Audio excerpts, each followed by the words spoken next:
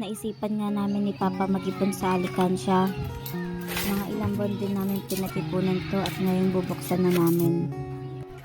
Ipapaayos sana namin ni Papa yung taas, ang kaso sabi niya tiles na lang daw muna. At ayan mga mare, bibilangin ko na kung magkano ang naipon namin ni Papa.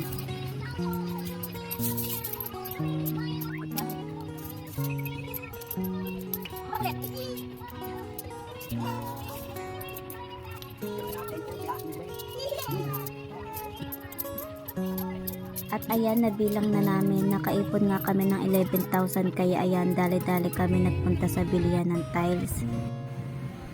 Dito nga kami naganap ng tiles sa Uyo lang. At ayan, may nakita nga ako, itong itim na parang brown, maganda sana kaso ang mahal, 250, kaya naganap ako ng mas mura. Nakapili na nga ako, kaya ayan, magbabayad na kami sa cashier. Mainit din kasi dito, kaya sabi ko kay Papa bilisan na.